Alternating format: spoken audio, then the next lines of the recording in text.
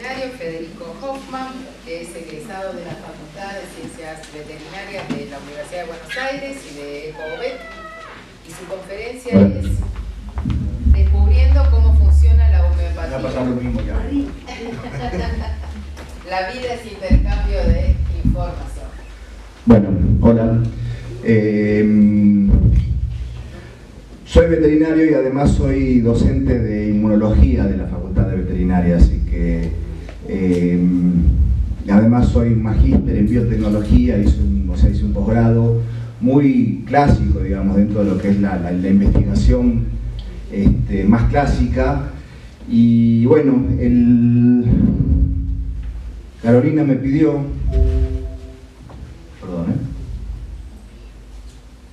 Carolina me pidió que desarrollara este tema para las jornadas de hoy, basado en un libro que se llama Descubriendo cómo funciona la homeopatía, escrito por Leonie Bonamim, que es una homeópata veterinaria brasilera que creo que trabaja en Francia.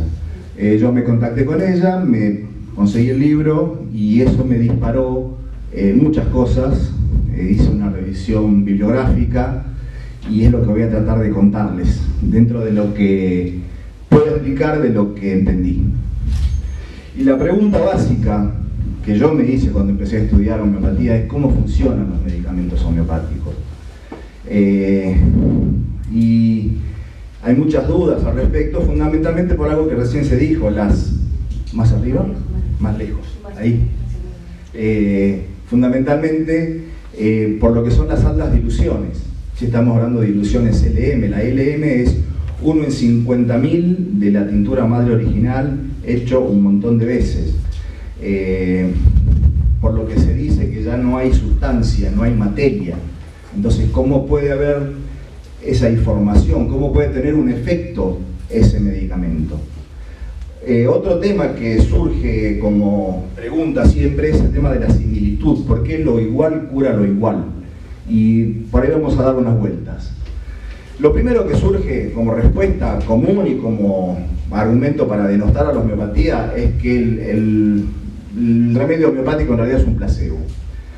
El efecto placebo existe y no quiere decir que no sea curativo, ¿sí? Puede ayudar a solucionar, a mejorar una situación que, como se decía antes, es un trastorno funcional posiblemente, sin que haya una cuestión de base.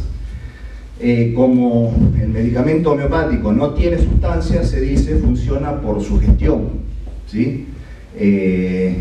Entonces han surgido o intentado buscarse explicaciones de que no es una sugestión y de que hay un efecto directo por parte del medicamento homeopático. Entonces empezaron a hacerse estudios, investigaciones y publicaciones. Y acá hay una publicación muy interesante, que está publicada en la revista Nature en el año 88, ¿sí? Por Ben Said y sus colaboradores, que hablaron de lo que se llamó la memoria del agua. Ellos utilizaron este modelo en el que... ¿La flechita cuál es, perdón? Esa es. Una para derecha e izquierda. No, pero la punta... Arriba. Ustedes saben que los basófilos se degranulan cuando este está sensibilizado por una inmunoglobulina E y un alergeno específico para esa inmunoglobulina E lo contacta y transduce una señal que conduce a la liberación de los gránulos de histamina y serotonina. Esta gente lo que hizo fue tomar un anticuerpo, ¿no? Produjeron un anticuerpo anti-IgE que funcionaba como ese alergeno, ¿sí? Lo que pasa es que lo aplicaron a dosis homeopáticas en cultivos de tejidos. O sea, ahí en un cultivo de tejido no se puede hablar claramente de un efecto placebo. El efecto placebo se puede hablar en seres humanos, en animales, no en plantas ni en cultivos de tejidos. Acá usaron un cultivo de tejidos y lograron, no importa por qué mecanismo, pero lograron medir la degranulación de esos basófilos tratados con distintas concentraciones crecientes de ese anti-IgE. Y vieron ese resultado, ¿sí? Que a diluciones mayores de ese anti-IgE se producían efectos erráticos, digamos, en algunos casos producían degranulación, en otros no, pero había un efecto. Entonces, esta gente habló de este término, memoria del agua, que cuando se acaba la sustancia por las diluciones, el agua retiene cierta memoria de esa información que traían las moléculas originales. Insisto, la revista Nature es una revista muy rigurosa en cuanto a los papers que se publican y que justifican lo que dicen. No fue este el caso. En la publicación siguiente a este fascículo hubo una nota del editor cuestionando estos resultados, ¿sí? Diciendo que no eran repetibles, que había sugestión por parte del operador. Benzail le contestó, hubo así un montón de idas y vueltas, en un momento quedó en la nada, pero este estudio quedó descalificado. No se pudo demostrar, digamos, que había cierta memoria en el agua. Pero los estudios siguieron y se publican distintos trabajos. Fíjense, aquí está Bonamine, que es la mujer que escribió este libro, y que empieza a ver también, no importa los detalles, no importa en este caso me parece a mí los diseños experimentales, pero tomaron en cuenta situaciones para evitar un efecto placebo, con grupos control, con tratamientos de doble ciego en distintos laboratorios por distinta gente, ¿sí? Como para contrarrestar ese efecto placebo. Y pudieron ver efectos en los comportamientos, ¿sí? De animales. Esto ya por el año 2008-2010, que vinculan la modulación de la respuesta inflamatoria, ¿sí? De los ratones expuestos a leishmania, diciendo que las lesiones eran producidas por la respuesta inflamatoria, no tanto por el parásito en sí, sino por la respuesta inflamatoria que se desencadena contra la leishmania. Animales que fueron tratados durante un tiempo y luego desafiados con leishmania vieron que la respuesta inflamatoria era menor y encontraron leishmania libre en el sitio de inoculación. Esa leishmania entonces no es viable y se es eliminada, digamos, casi sin ser percibida por el organismo, ¿no? Esto es del año 2014. Más reciente, bueno, el mismo año también, por métodos que tampoco vienen al caso, y en cultivo de tejido, trataron células, esta es una línea de células neuronales, trataron con Gelsenium y vieron la modulación de la expresión genética en esas células.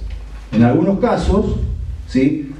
49 genes, no importa cuál, fue disminuida su expresión y en algunos fue aumentada su expresión. Esto demuestra claramente que hay un efecto directo del medicamento homeopático o de la preparación homeopática, ¿sí? En una acción. Ahora, otro trabajo, en el que también se ve distintas diluciones y que modulan la respuesta de los genes. Y fíjense de vuelta que diferentes diluciones producen efectos que no son estrictamente lineales. No es que a medida que aumenta la dilución, aumenta la expresión o disminuye, es más bien errática. El control, fíjense, estas son células que fueron tratadas con lo que sería el diluyente, pero sin el principio activo, ¿sí? Y así también hay un efecto. O sea, hay un efecto del vehículo, que sería la solución hidroalcohólica o la lactosa, ¿sí? O vamos a ver el sílice del vidrio que se desprende del frasco. Eso puede tener un efecto también. Entonces, ¿cómo funciona el medicamento homeopático? Vemos que tiene un efecto, pero ¿cómo hace ese efecto? Para explicarlo, tratar de explicarlo, voy a hablar de la teoría del caos. La teoría del caos fue lanzada modernamente por un meteorólogo estadounidense que se llama Lawrence, haciendo en una conferencia esa pregunta: el aleteo de una mariposa en Brasil, porque la conferencia se desarrollaba en Brasil, ¿puede producir un tornado en Texas? Él lo formuló como pregunta. Esto después fue tomado como una afirmación en realidad, pero él lo formuló como pregunta. Y hay un viejo proverbio chino que dice más o menos lo mismo, que dice, el leve aleteo de las alas de una mariposa se puede sentir al otro lado del mundo. ¿Sí? Esto quiere decir básicamente que todo el sistema está conectado entre sí, de distintas maneras, no sabemos cómo, pero todo impacta de alguna manera en otro lugar, por alejado, por distante que sea. ¿Sí? La teoría del caos habla de que pequeños impactos en las condiciones iniciales de un sistema pueden provocar grandes impactos en el resultado final de la interacción de ese sistema. ¿Sí? Imagínense un río en el que uno tira una madera y la va a recoger 200 metros más abajo. La madera va a llegar, pero el recorrido que tome esa madera, el tiempo que tarde, el lugar exacto en el que uno recupere esa madera, puede variar con cada vez que tire esa madera. ¿Sí? Eso porque el sistema río tiene una cantidad de variables que yo, operador, no manejo, no conozco. Entonces la madera va a llegar 200 metros más abajo, no de manera azarosa, porque no es azarosa la manera, es impredecible para mí, porque no conozco las condiciones iniciales.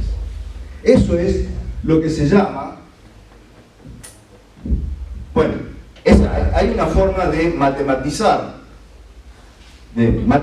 estos sistemas, y casualmente este atractor de Lorentz tiene forma de mariposa, y que es una forma de mostrar tridimensionalmente algo que él quería utilizar, no importa para qué, porque él lo quería hacer para predecir la meteorología. ¿Sí? Me llamó la atención justamente el efecto mariposa, que él usara la metáfora. Porque entonces, un sistema dinámico no lineal se define de esta manera. Un sistema es un set de unidades que interactúan y se relacionan entre sí. En el río será el agua, la gravedad, las piedras, el caudal, todo eso, la madera que yo tire. ¿Sí? Es dinámico porque evoluciona con el tiempo y se va ajustando, ¿sí? Va alcanzando un equilibrio o no en cada instante de tiempo. Y es no lineal porque es impredecible. De vuelta, no es azaroso, es impredecible. Pequeñas modificaciones en las condiciones iniciales llevan a grandes cambios en el resultado final. Otro término que entra acá es el término de complejidad de sistemas complejos. Un sistema complejo es un tipo de comportamiento en el que muchos agentes independientes interactúan de maneras originales, organizándose y reorganizándose en patrones más grandes y complejos a lo largo del tiempo. Una molécula, una célula, un tejido, un órgano, un ser vivo, ¿sí? Sin ir más lejos. Entonces, los seres vivos somos sistemas no lineales, dinámicos y complejos. ¿Sí? Y nos comportamos de esa manera. No respondemos a la ecuación I es igual a AX más B. No es lineal. No quiere decir que no haya una relación, que no haya un orden o una estructura, que no la conocemos en todo caso.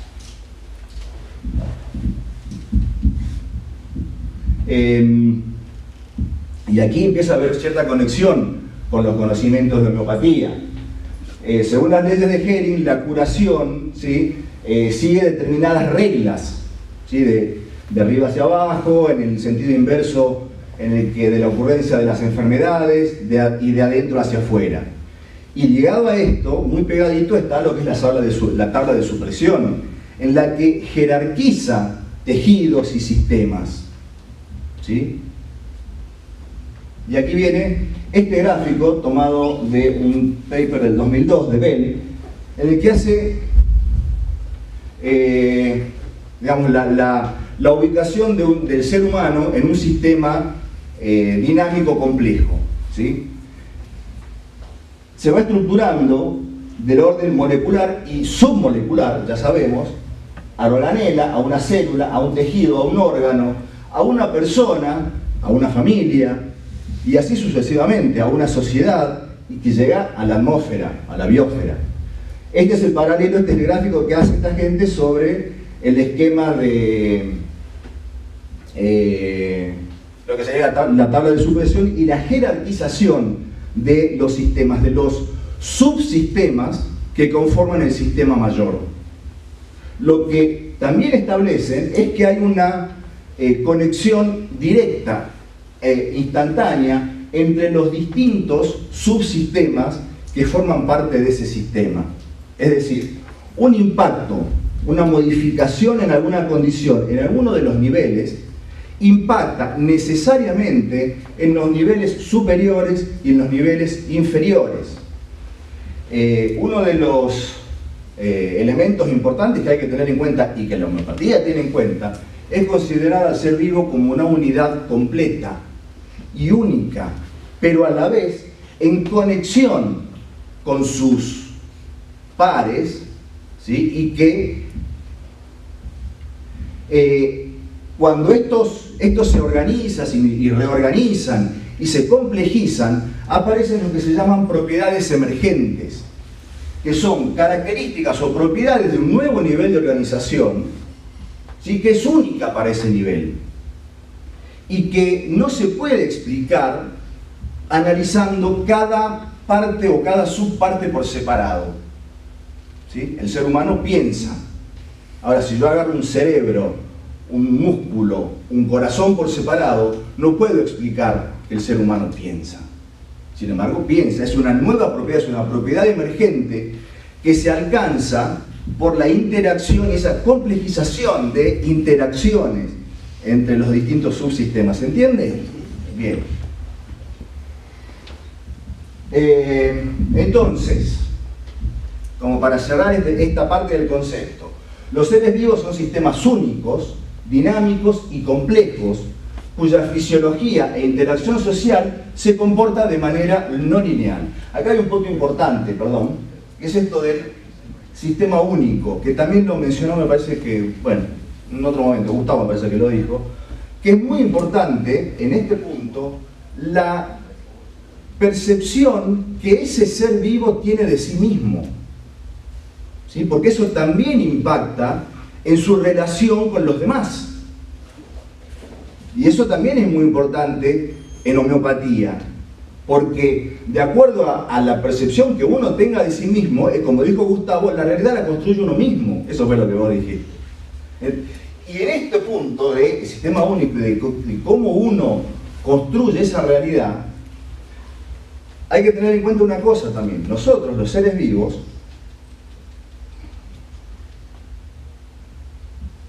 viendo esto, pasando al punto siguiente, Bonamin define a un ser vivo por su capacidad de intercambiar información dentro de sí mismo y entre los diversos sistemas y órganos, entre las células del mismo tejido y las conexiones del individuo con el medio ambiente. Es decir, lo que define a un ser vivo es cómo se interaccionan, cómo interactúan los distintos niveles de complejidad. Y ahí es donde entra la información, porque se interactúan a través de información que se pasan de un subsistema a otro y de un nivel a otro. Y ahí está la propiedad emergente. Una propiedad emergente puede no ser interpretada o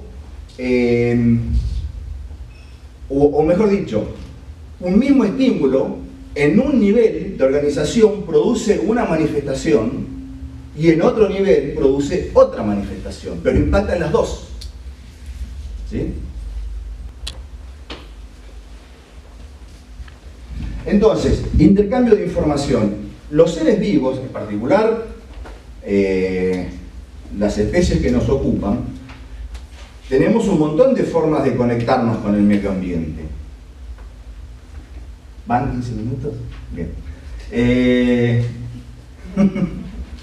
Tenemos muchas formas de conectarnos con el medio ambiente, pero en muchos casos esta conexión no es directa, ¿sí? Nosotros estamos, digamos, hay una interfase en muchos casos entre nosotros y el medio ambiente, ¿sí? Y que es la microbiota que nos cubre por adentro y por fuera.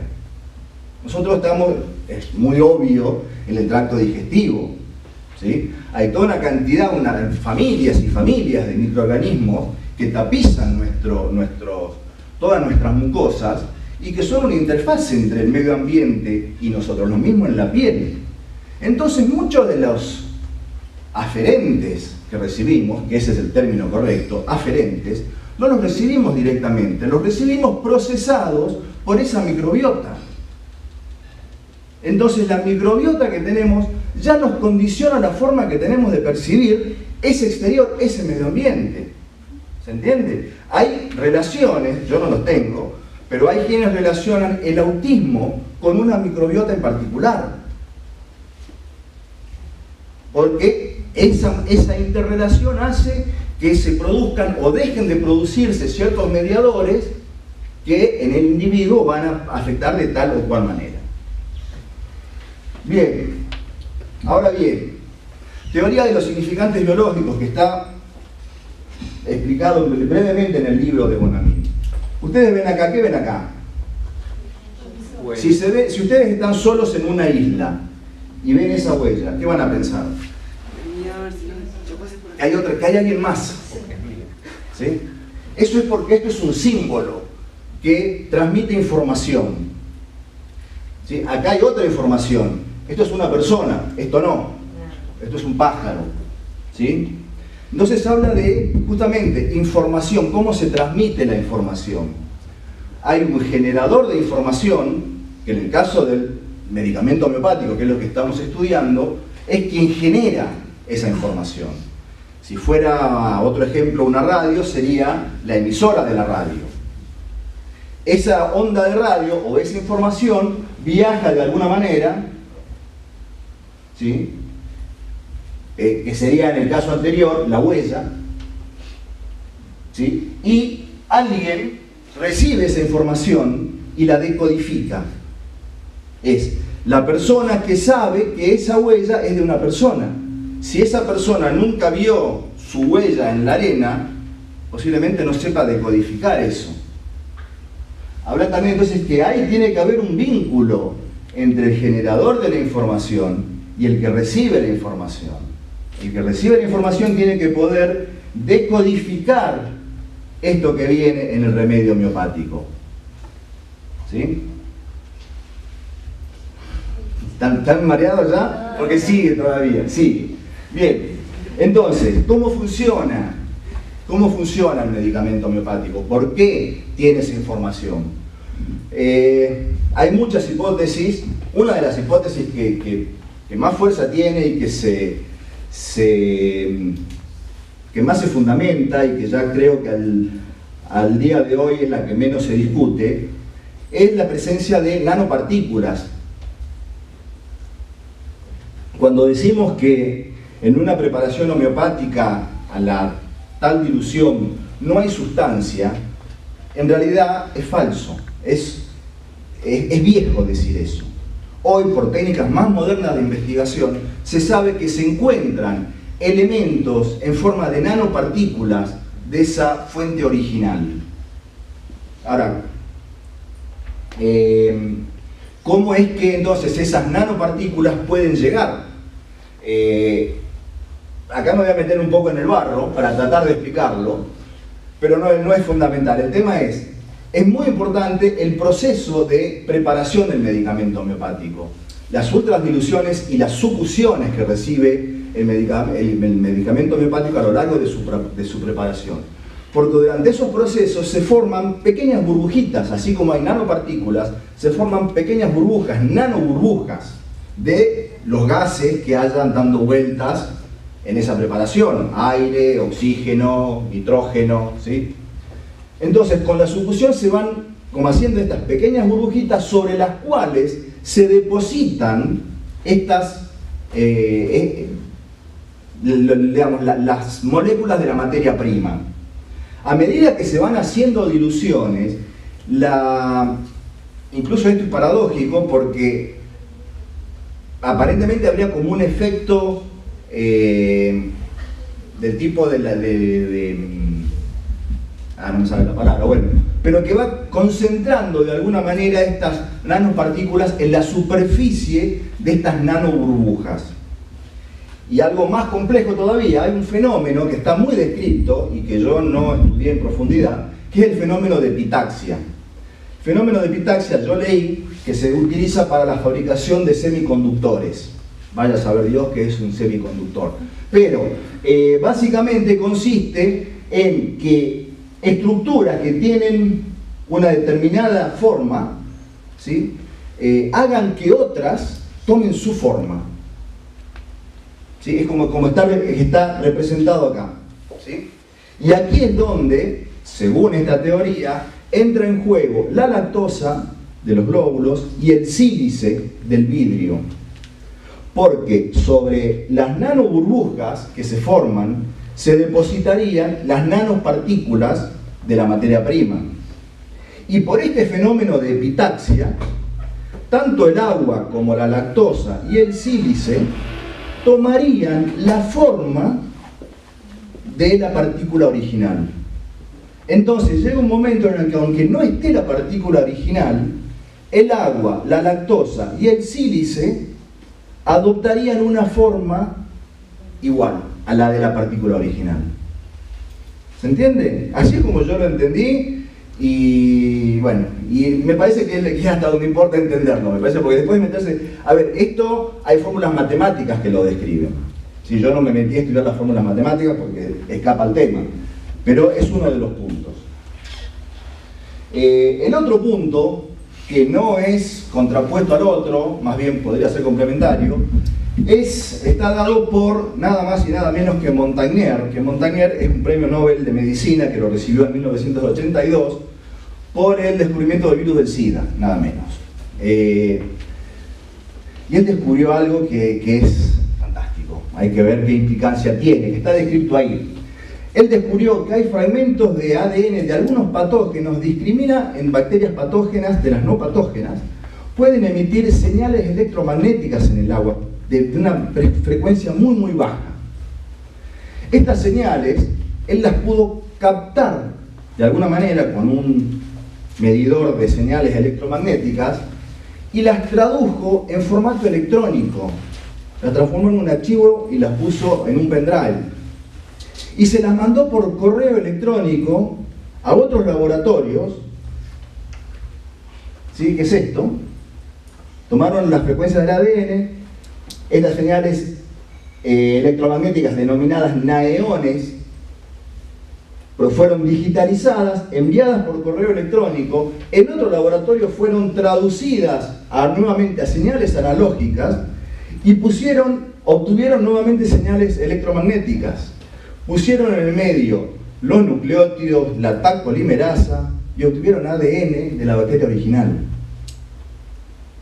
No solo eso, lograron que células traduzcan ese ADN, esas ondas electromagnéticas, en moléculas de ADN.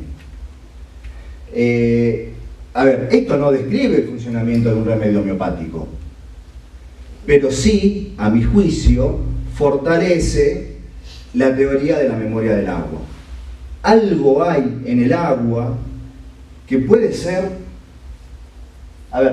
puede ser digitalizado, algo más objetivo y más, hoy en día, más físico que eso, ¿no? Esto abre un montón de cosas, ¿no? A repensar qué es la vida. Bueno, es información que puede transmitirse por correo electrónico, la vida en este caso. Entonces, ¿cómo funcionan los medicamentos homeopáticos? Empiezan a aparecer un montón de palabras, yo ya mencioné muchas: memoria del agua, epitaxia, nanoburbujas, nanopartículas. Hay mecanismos electromagnéticos. Se hablaba antes, Gustavo habló de que nosotros vibrábamos de determinada manera. Bueno, que emitimos ondas electromagnéticas, no caben dudas. ¿Sí? Trabajamos con sistemas dinámicos no lineales. Y aquí empiezo a hablar de otras cuestiones que vamos a hablar un poquitito de ahora en adelante, que es el efecto estresor y hormesis y el efecto o el estado carga alostática de un individuo. Y para hablar de esto, voy a hablar de dos palabras de psiconeuroinmunoendocrinología. ¿Sí? La psiconeuroinmunoendocrinología es una palabra muy difícil y que ni más ni menos estudia los sistemas de comunicación entre las distintas partes de un organismo, considerándolo una red interconectada que funciona armónicamente como un todo. Si eso no es una descripción homeopática de un ser vivo, estamos ahí, ¿no? Está en permanente conexión y adaptación al medio en el que se desarrolla. Es decir, y vamos a ver, y ahí todo esto está desarrollado por Blalock, que escribió en el 2007 un trabajo en el que propone al sistema inmune como un sexto sentido, ¿sí? En el que el sistema inmune funciona como una vía aferente. Por eso hablé de aferencias anteriormente, porque en definitiva todo se trata de aferencias, cómo llega la información al centro de integración, que ¿cuál es? El cerebro, el sistema nervioso central. El sistema nervioso central, veremos dónde está el cerebro, que envía mucha y variada información del medio interno y es a la vez efector de una respuesta que está integrada de una manera global y dinámica cambiante de acuerdo a los diferentes estímulos que llegan por las aferencias. Y esto es importante entender y que para mí acerca bastante a lo que podría ser el funcionamiento de un remedio homeopático. Porque esta comunicación y esta integración es global, se la llama pirógeno endógeno, ¿sí? Porque va directamente al hipotálamo y a la hipófisis, produciendo toda la manifestación de enfermedad de un individuo. ¿Sí? Ese decaimiento, esa depresión, esa anorexia, la somnolencia, todo ese comportamiento de enfermedad está dado por la interacción y, por supuesto, una elevación de la temperatura corporal. Que la elevación de la temperatura corporal tiene un significado fisiológico, que es la de promover la inflamación en el sitio de la injuria, básicamente. Y que el individuo se quede quieto, no gaste energía y derive toda su energía posible a atacar esa injuria. Tiene un sentido. Entonces, y esta conexión, perdón, los linfocitos también secretan beta-endorfinas. Las beta-endorfinas son,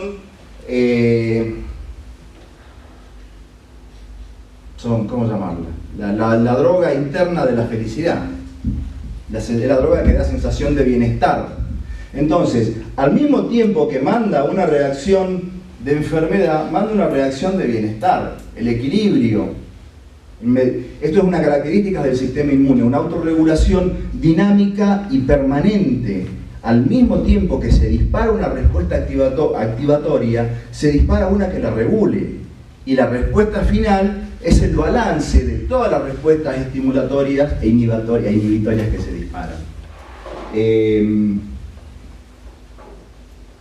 Y el sistema nervioso central también actúa directamente en órganos y células del sistema inmune. Y aquí está marcado el estrés. Porque en estos términos de psiconeuroendocrinología no se habla del estrés como nosotros entendemos el estrés, el estrés físico por calor o por lo que sea. Habla de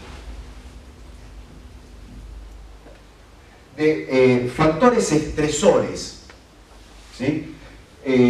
Acá lo que muestra es cómo el sistema nervioso tiene, por acción de sus nervios, ¿sí? Tiene llegada a un montón de células y tejidos del sistema inmune, y acá se ve cómo células del sistema inmune son capaces de producir diferentes hormonas.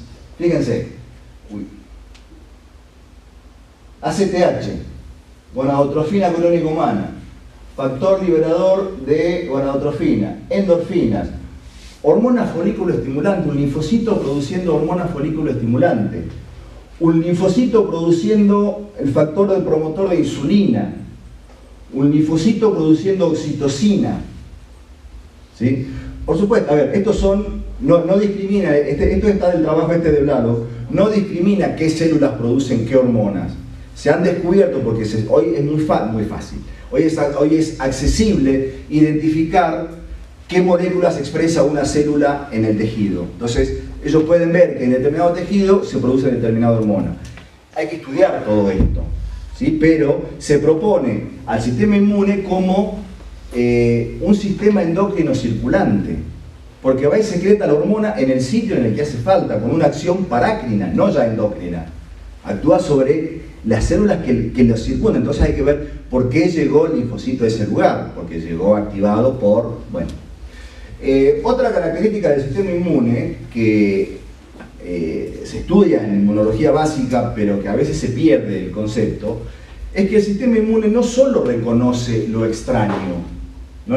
Una de las funciones del sistema inmune es reconocer lo propio de lo extraño, pero también es reconocer lo propio alterado. El sistema inmune está permanentemente censando que las proteínas que produce una célula sean las correctas. Y si no es correcta, elimina esa célula. Y eso pasa todo el tiempo, ¿sí? Entonces,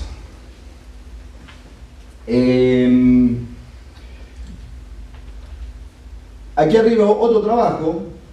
Esta es una representación esquemática de cómo sería esta red no lineal, ¿sí? Este sistema complejo no lineal en respuesta al estrés alostático. Y aquí viene la carga alostática. Todos sabemos que es homeostasis. Homeostasis es el estado de equilibrio dinámico al que todo organismo propende. Pero resulta que la homeostasis no existe como tal. Porque por definición, también lo dijo Gustavo, la vida implica sufrimiento, la vida implica estrés. Ahora, el estrés por ahí no entendido como esa cosa opresiva de estrés como lo conocemos, sino como de factor estresor. Hay distintos estímulos que llegan al organismo por distintos lados. Aquí están mostrados algunos, ¿sí? Pueden llegar, que es lo que quiere mostrar este abordaje psiconeuroendocrino, ¿sí? Estas aferencias pueden llegar desde el sistema inmune, del sector metabólico, del sistema nervioso central, y se conectan de distintas maneras, por distintos mediadores, ¿sí? Se integran y aparece una respuesta. Entonces lo que un ser vivo, digamos que la homeostasis es un estado ideal al que propende a través de el efecto alostático. El efecto o carga alostática son los mecanismos que pone en juego el ser vivo ante distintos estresores que lo sacan de la homeostasis. ¿Se entiende? Entonces, la carga alostática, y esto es mi humilde aproximación, sería el equivalente a las horas. Ese juego dinámico de qué pasa con lo que entra y cómo me juego yo con eso, puede definir hacia dónde voy. Porque entonces la enfermedad es un resultado emergente, es una propiedad emergente de un nuevo sistema de organización que ocurre cuando la carga de estrés, cuando esta carga de factores estresores sobrepasa la capacidad de adaptación del individuo, de esta red, porque ya no es un individuo, es una red de conexiones de información. Entonces, cuando ese efecto estresor es, digamos, como dice ahí, sobrepasa la capacidad de adaptación, hay que ver por qué se sobrepasa la capacidad de adaptación, porque el estímulo es muy fuerte, porque el estímulo es persistente, o porque hay una capacidad de adaptación disminuida por características de ese ser. Entonces, todo ese juego de equilibrio dinámico puede conducir entonces hacia el estado de salud o estado de enfermedad. Y entonces los remedios homeopáticos, ¿sí?, se proponen como nanopartículas que movilizan esa adaptación alostática, dependiente del tiempo, porque depende del tiempo, no es inmediato eso. Porque en el juego de adaptación, sobre todo cuando el estímulo es nuevo, el organismo tiene que generar posiblemente un nuevo estado, porque es un estímulo nuevo. Entonces, cuanto más cosas nuevas conozca, más fácil le va a ser responder cuando ese estímulo llegue de manera peligrosa. Ese es lo que antes estaba mencionado como efecto de hormesis. El efecto de hormesis, que también está muy estudiado, muestra cómo distintas sustancias tienen un determinado efecto cuando están a altas concentraciones y un efecto muy diferente, opuesto al primero, cuando se dan en concentraciones muy bajas. Eso era cuestionado para explicar la homeopatía porque se decía llega un momento en el que no hay sustancia.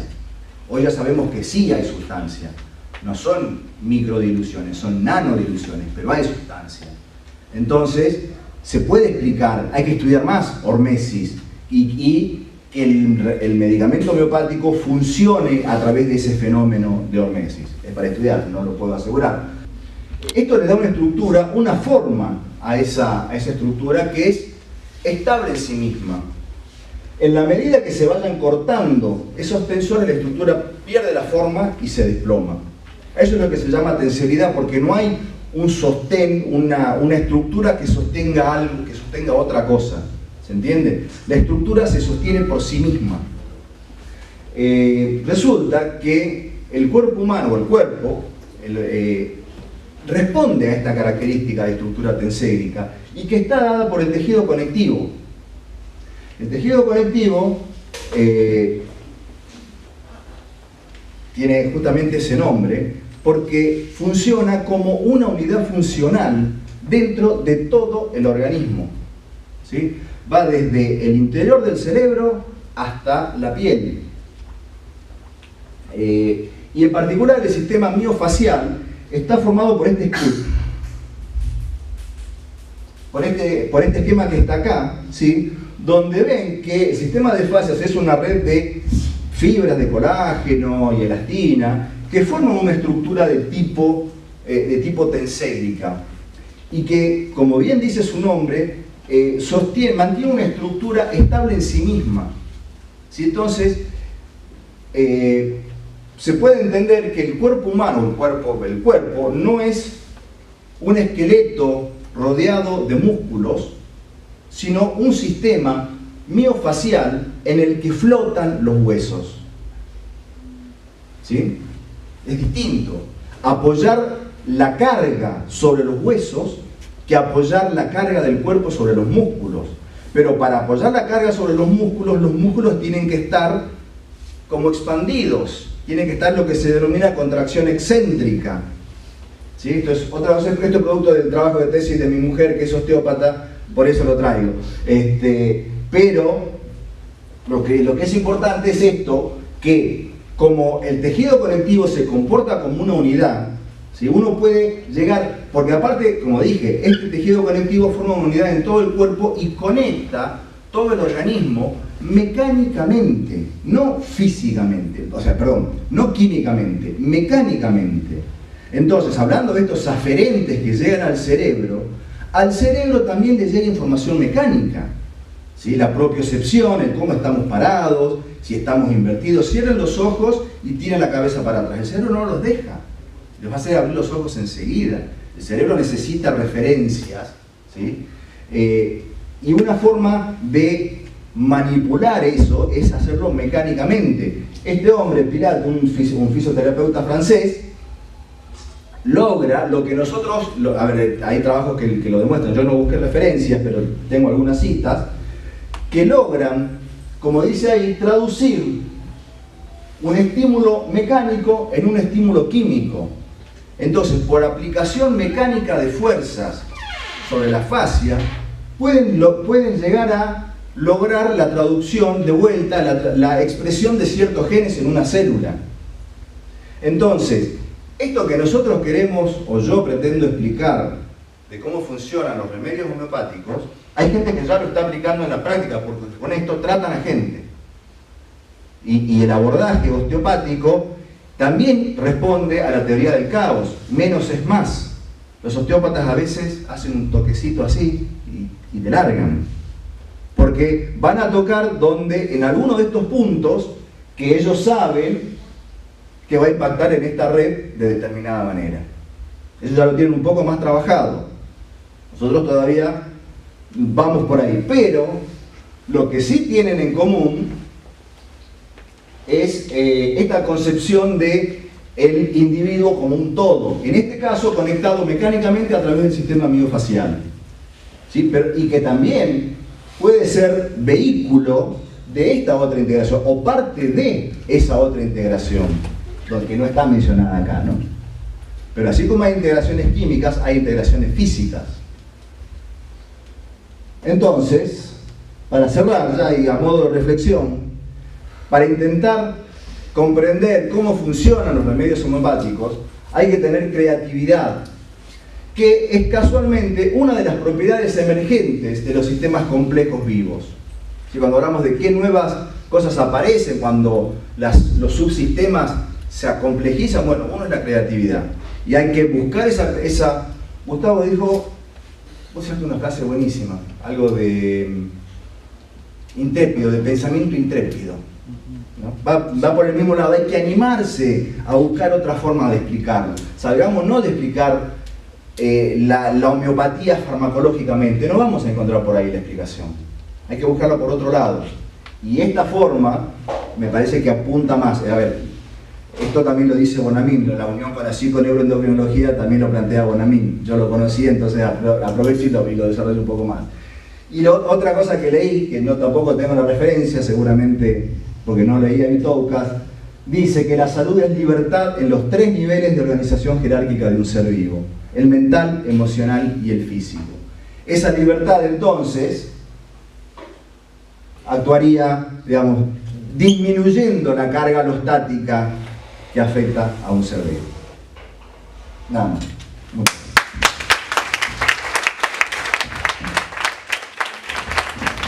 ¿Alguna pregunta?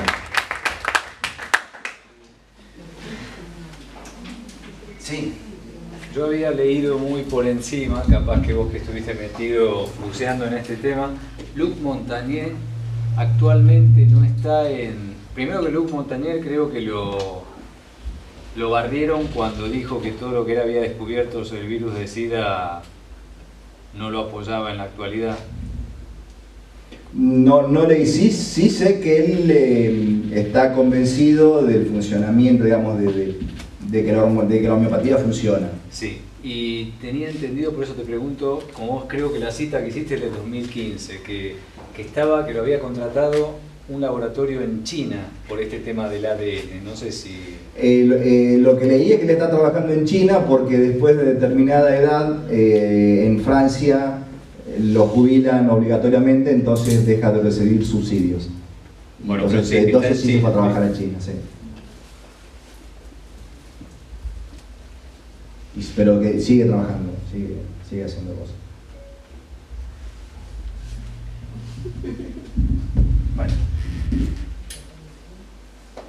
Bueno, vamos a hacer un breve intervalo hasta las 5:15.